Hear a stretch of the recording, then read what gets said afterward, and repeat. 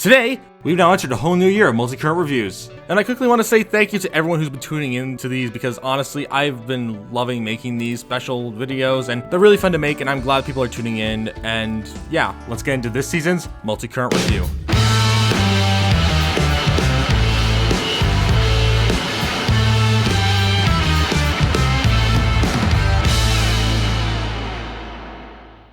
Greetings, Kenichi Hamada, and welcome to your new job as part of my army. I'm afraid you got the wrong guy.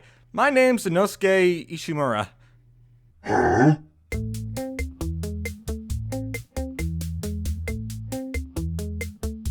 No, I'm pretty sure I'm right. Welcome aboard! Oh boy.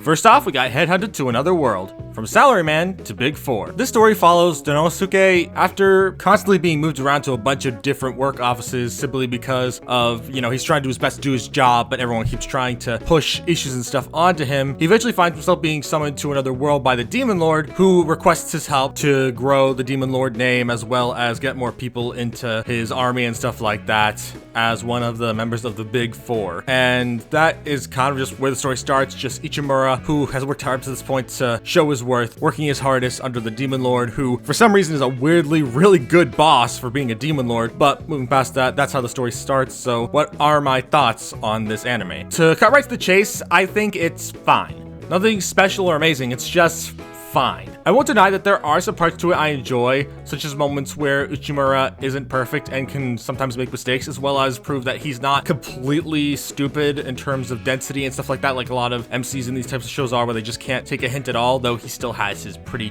dumb, dense moments, because, they have to have that in these types of shows, but it is what it is. That part's the only part that really gets on my nerves about his character, but I think he's an actually really good character overall, as he doesn't always get everything right, but he still tries his best and works to make sure things are going smoothly in the demon army, especially thanks to his outside thinking and stuff like that, which really helps them out. But at the same time, I do think that the anime will throw things in here and there that take me a bit out of it, like how one of the Big Four immediately starts going tsundere on our protagonist, where she's just immediately like, Baka! I don't know how to feel about this, and just starts blushing, just really folding her arms, being like, I don't love you or anything, Baka, and it's annoying. It's one of the problems I do have with this show, that they don't really try to develop connections and relationships as smoothly as some other shows do. I get that they're trying to set up some love interest straight from the get-go, but at the same time, I think it's one of the weakest aspects of the show, as the writing for her to get any interest in him was pretty much non-existent. They just had like the most bare minimum interaction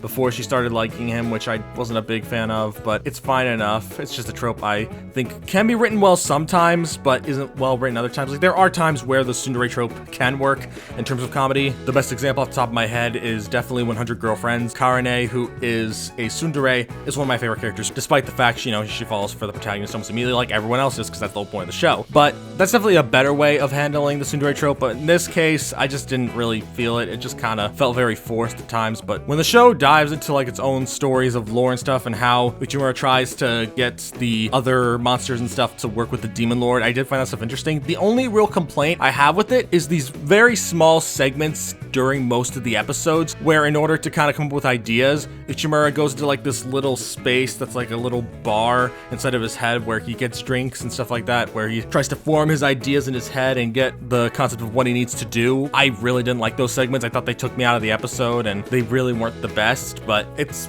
whatever. The show's still decent overall, so besides those minor complaints, I still think that the show has some good moments. Even if our MC ends up being a bit dumb when it comes to certain romantic stuff, which is a pretty common thing with these types of shows, I still think it's a decent watch, and that's why I give Headhunted to Another World a 6 out of 10. With that said, let's get on to the next show.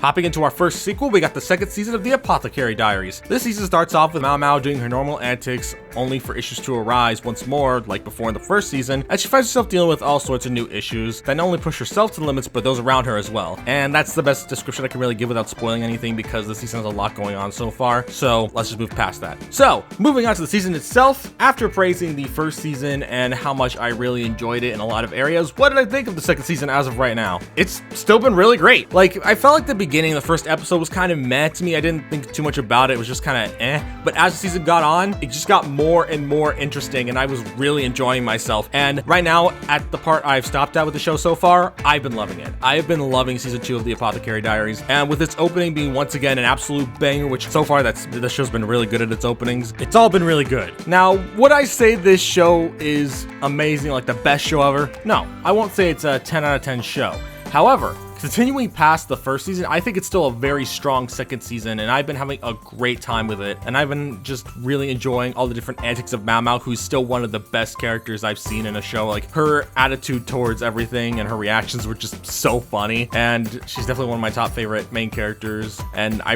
really enjoy the show a lot. I've been having a great time with season 2, and again, while it's not one of my absolute favorites of all time, it's still really fun, and that's why I give the Apothecary Diaries season 2 an 8 out of 10. With that said, let's cover a Villainess anime I decided to give a shot. Alright, I need to fit in with all these youngins, so I need to talk like them. Let's give it a try! What up, my skibbity sigmas? I regret everything.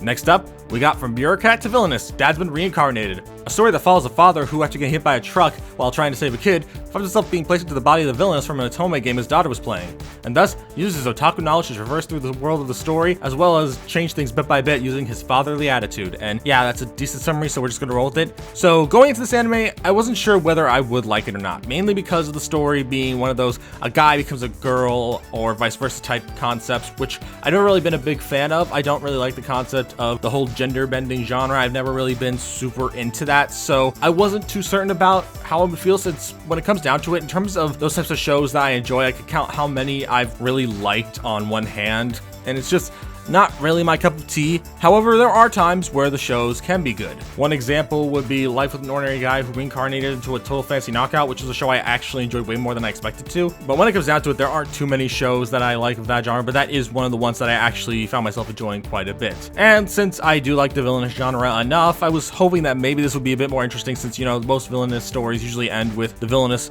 either having everyone love her or her falling for someone else. So hopping into this one, I wasn't sure whether I would love it too much, since I was worried it was going to go into one of those areas. And while it does go into one of those areas, I'm not afraid to say that I am actually really enjoying this anime a lot, especially because, well, yes, it still has that trope of everyone falling in love with the villainess, because, well, I don't know if love or not, I think it's love, but everyone's really enjoying spending time with a father who's reincarnated this villainess, and her words of wisdom and stuff like that. Now they all treat her like she's the greatest ever, when she's just a man giving all of his knowledge about the world and how much of a dad he is, which I was expecting to be as funny as it was. But I definitely think that when it comes to our main character, Kenzaburo, his fatherly mindset really does make the show fun, and it really adds a lot to the story. And with a twist that occurred later in the season that I'm not going to spoil, which completely changed the story for me in a lot of ways, I think the show is going to be one of those really fun ones, and I've been having a great time with it. I've been having a blast. The comedy is good.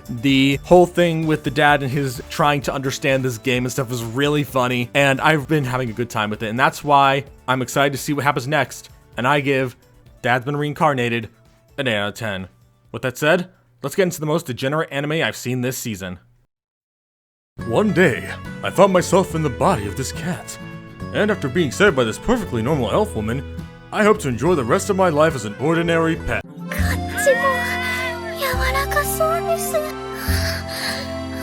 Screw this! I'm out!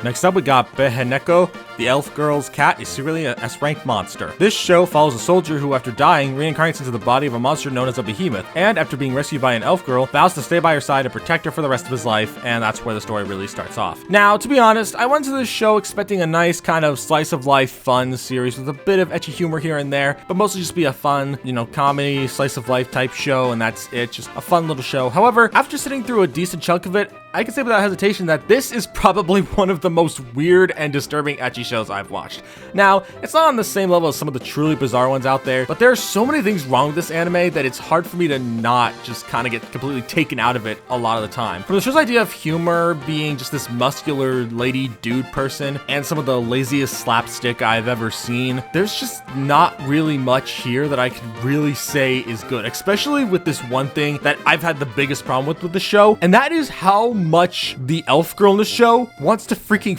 her cat. Like, she wants to this thing so bad, and I don't get why. Like, she is so down bad for this cat, it creeps me out every single time. Like, there was literally a time in the show where the cat gets these tentacle things and he uses them, they're like these fur tentacle type things, but he uses them to try to take down some monsters, and then the elf girl's just like, oh man, I can't wait for you to use that on me. I'm just like, what the frick are you doing? What are you talking about? You're disgusting! And I hate it so much, especially with the fact that the cat got a fucking harem.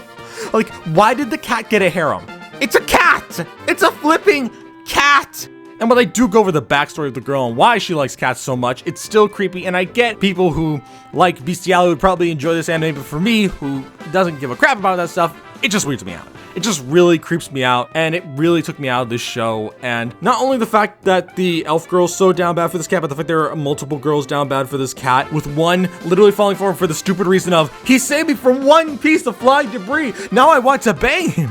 Like, what? It's so bad. The writing is awful. The story is just not good. The comedy isn't great. It's honestly really flipping bad. I had a bit of enjoyment at the start here and there, but it quickly got bad when they started to really get into the ecchi stuff, which just wasn't fun. And it's not like there's shows out there that can't have some ecchi moments here and there. Even though it is censored, there is the stuff with the Seventh Prince, which is one of my favorite comedic anime. But it is what it is. This show just wasn't for me, and it was actually pretty painful to sit through most of the time, which is why I give the elf girl's cat is secretly an S-rank monster a 3 out of 10. But moving past that, let's move on to an isekai anime I was actually interested in checking out.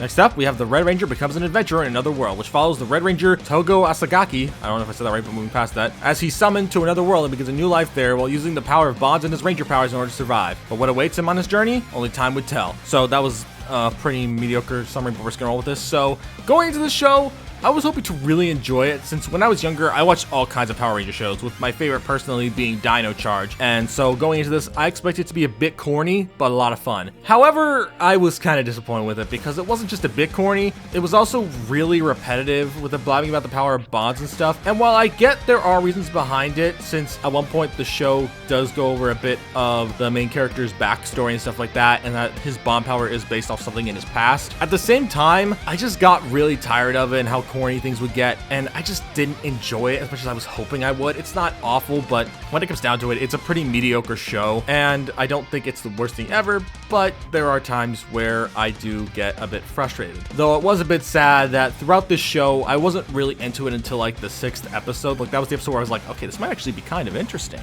But other than that, this show's just been kind of man, it has some good moments in the earlier episodes, but episode 6 was by far the only one I could think of where I wasn't a bit bored and checking the time. But moving past that, I guess one other thing I can really complain about is, I won't say the name of who since it's a spoiler, but there is a moment where there's this one really annoying character that I didn't really care much for, but he's there, who, because he is jealous of our main character Asagaki, he ends up setting things up so he can kill off our main character. And that's fine enough on its own if he got some comeuppance for it, but while he did eventually get it, it was from a villain. When the other team members learned the truth that he tried to set it up to kill our main character, no one in our main team punished him for it. Like, they were all just like, oh man, it's okay, dude, I understand you were just jealous, I'm sorry, I can't believe you ever felt that way, I apologize. And it just pissed me off so fudging much. Like, it was so frustrating because no one in our team thought, you know, maybe we should give him like a slap on the cheek for him doing this. Maybe we should try to teach him to not do this crap.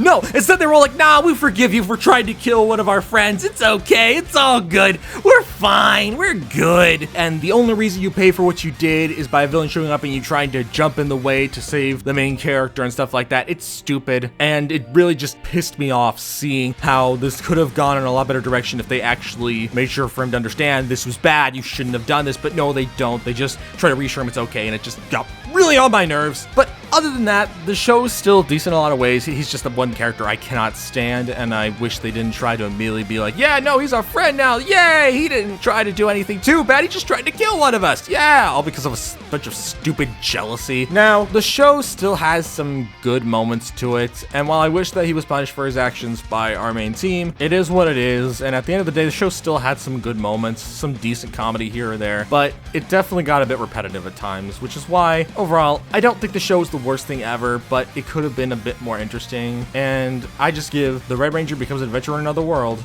a 6 out of 10. With that said, let's talk about an anime that was way more fascinating than I thought it'd be.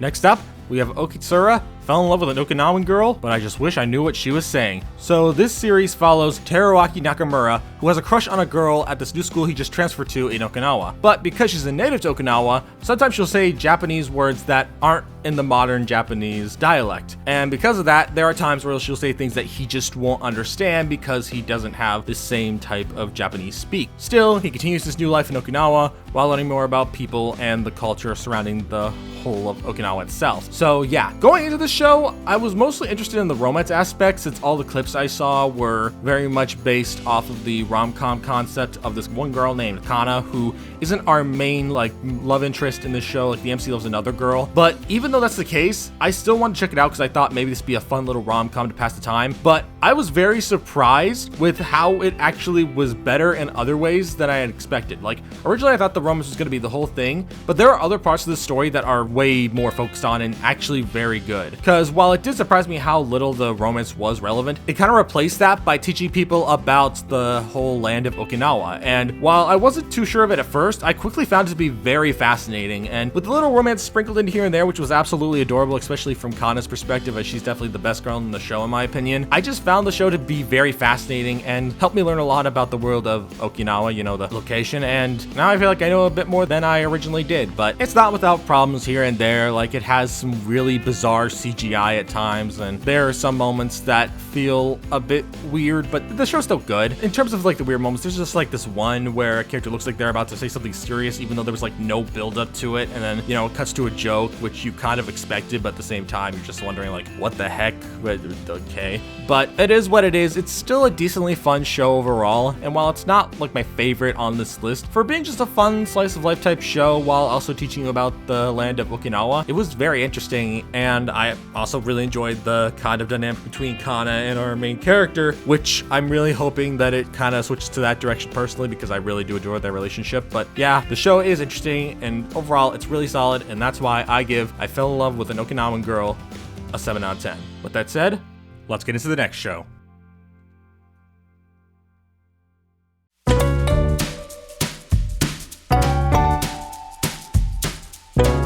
Next up, we have Medaka Kuroiwa is Impervious to My Charms. I think I might have said that a bit wrong, but we're just gonna roll with it. So, this story follows Mona Kawaii, who, yes, her last name is literally just the word cute in Japanese, which is kind of funny. But this story follows her trying to get the attention of Medaka, while Medaka is trying to ignore her charms due to his desire to become a monk in the future. So, how will this rom gonna turn out? I mean, it feels pretty obvious how it's going to turn out, but moving past that, getting into the show, as stated, I could tell where things were going to be headed, but even then, I did want to kind of see what this show had to offer, because I was wondering if maybe it might give an interesting twist on the concept, or potentially maybe even go in a direction kind of like Saiki and Tirashi from The Disastrous Life of Saiki K, which is one of my favorite comedic relationships of all time with how it's written. Honestly, it's really freaking funny, and I was hoping maybe this show would give a similar vibe. However, it isn't the best thing I could have asked for, since it is more so clarified that Medaka is affected by her charms, but he's trying to become a monk, so he's trying to zone it out, which isn't the worst premise ever, but it definitely makes this a little less fun to watch for me personally, but it was still enjoyable at times. And And while I don't think it is like the best thing that I've ever seen ever in terms of like romantic comedies, it has its fun moments, but it definitely could have been a lot better.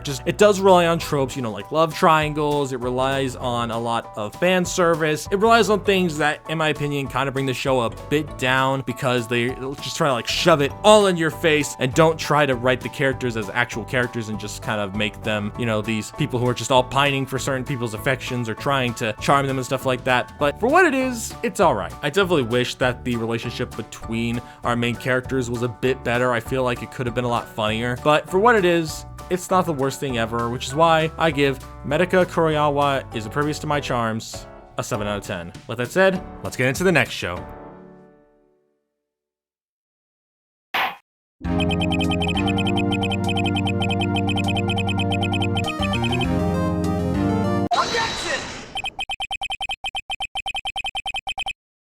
Hold it!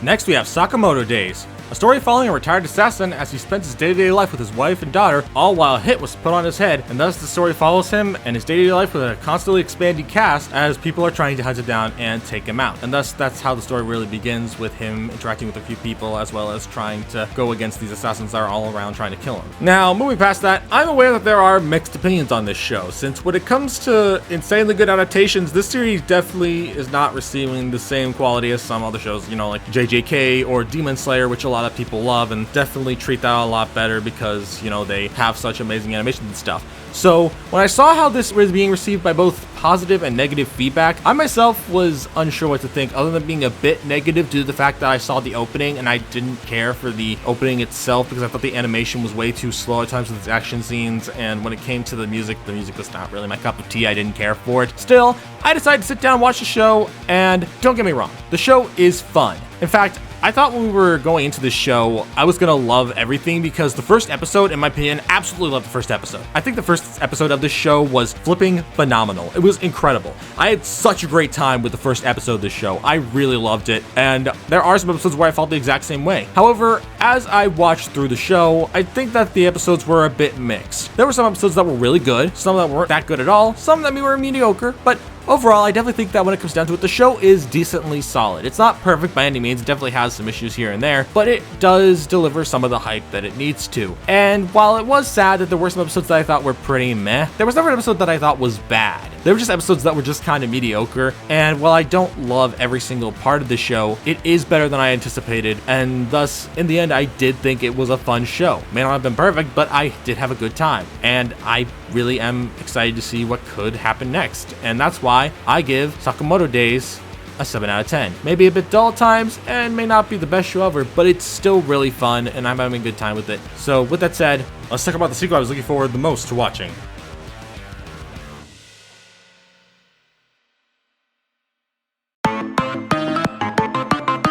Next up, we have 100 Girlfriends Season 2. This season kicking things off with an interesting note as Chad, Taro, and his harem continue their day-to-day lives, all with more girlfriends on the way, which isn't a great plot summary, but we're just gonna roll with it because that's basically just how things go. So going into this season, I knew my feelings would definitely be different from last season because unlike last season, where I went into it completely blind so I didn't know what to expect, after the first season ended, I ended up picking up the manga, and as of right now, I've finished reading all the way up to volume 12. And without spoiling anything, I could definitely say the series just gets better and better from there because the manga is so good. It is legitimately amazing, and I've been loving every single chapter. Well, besides this one chapter, which I believe at the time of this video coming out just got released into an episode, and since I said that, the episode has come out, I watched it, and it's not much better than the anime, but in my opinion, it's one of the worst chapters in the series. Not like a bad chapter, but like a chapter that's not as good. But moving past that, I ended up picking up the manga. I really enjoyed it. So going into season 2, I was very curious to see what I would think of this adaptation. Since going into it, I definitely think that there were some moments that I was worried might not get adapted well or might get ruined a bit.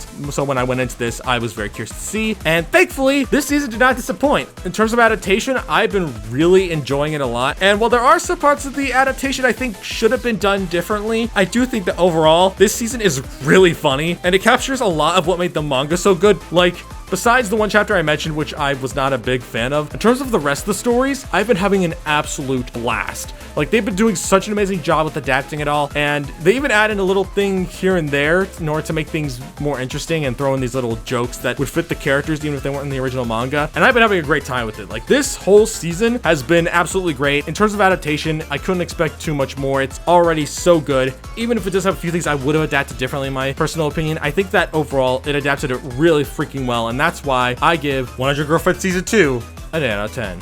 With that said, let's get into the last anime on this list.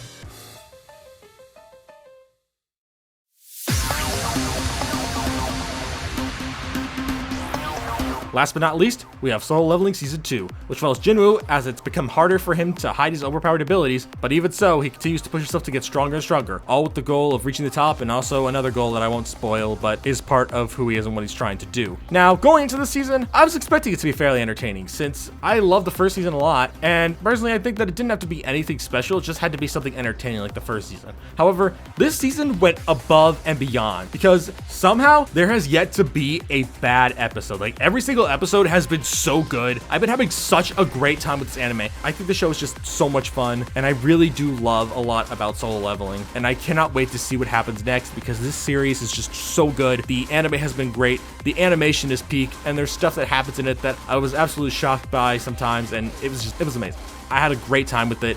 I'm really enjoying how things are going so far, and I'm excited to see what happens next. So yeah, overall, I give Solo Leveling Season 2 a 9 out of 10. That's all I have to say on that. I hope everyone else is enjoying Season 2 as much as I am.